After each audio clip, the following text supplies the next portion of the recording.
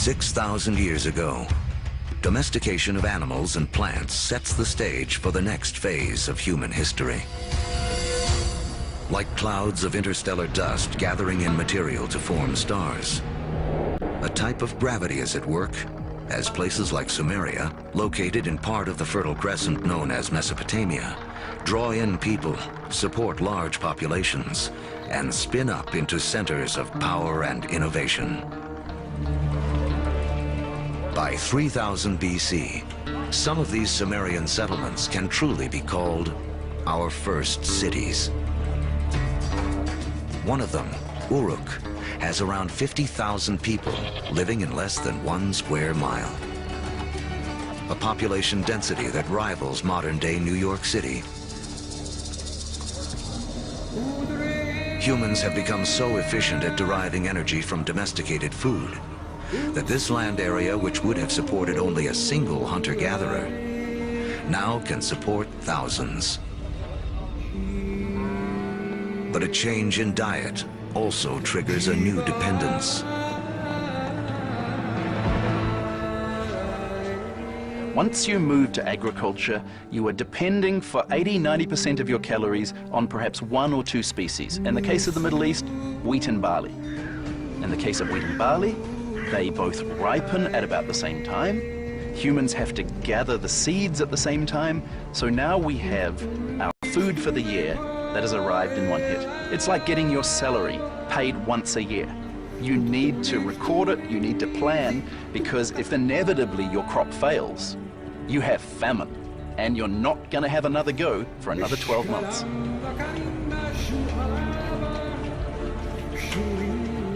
In these first cities, crops are king.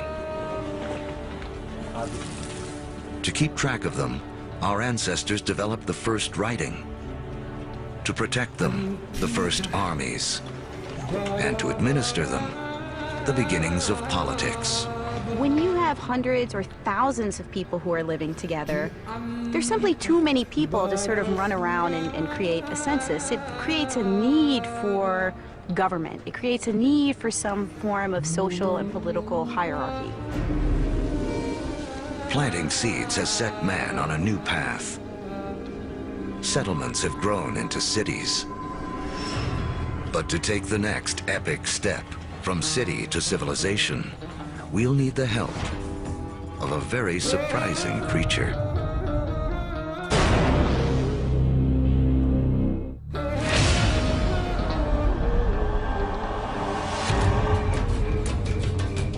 "5,000 years ago, after wandering the Earth for more than 100,000 years, mankind has begun to settle down.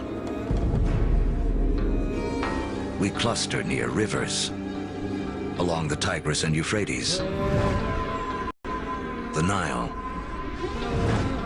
the Indus, the Yellow and Yangtze. Civilizations are about to take off. But first, they must all master one thing: trade.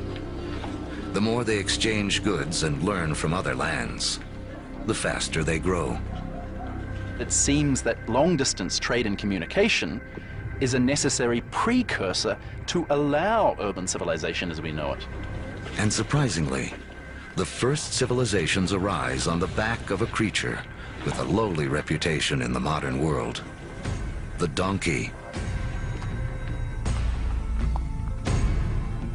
The donkey caravan is the interstate highway and high-speed internet of its day. Their roots will lay the groundwork for the modern world. Moving not only goods like timber and bronze, but ideas and stories. The civilizations they connect will be some of the first described in the Bible. The caravan routes converge at the Persian Gulf, where they link up with ships that carry goods to India. It essentially brought these civilizations together into great cultural and material exchange, and really was the beginning of the trend towards globalization. It is a key to understanding how our world works to this day. Just like the first civilizations, we trade and form networks. These networks form hubs. And throughout history, being at that hub has meant one thing.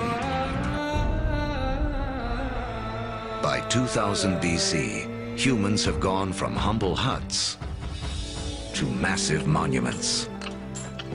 In Africa, great pyramids arise on the banks of the Nile.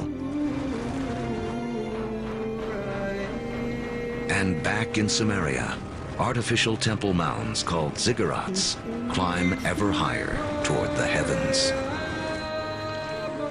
To cement these massive structures together, the builders of Sumeria turned to a substance that oozes from seepages along the Euphrates River.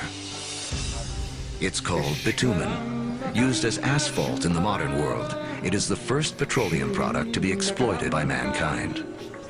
While bitumen is highly prized, the lighter, thinner substance oozing from the ground along with it is considered a nuisance by the ancients because it catches fire so easily. The ancients call it naphtha. We call it gasoline. And it's one of the first indications of the vast oil fields that will one day turn the cradle of civilization into a center of wealth and warfare. The legacy of these first civilizations can be seen in surprising ways. The Sumerian counting system was based on the number 12 rather than 10, which is why we divide our days into two 12-hour blocks, our hours into 60 minutes, and our minutes into 60 seconds. The Sumerians also likely invented the wheel, which eventually leads to another innovation that will change the course of man.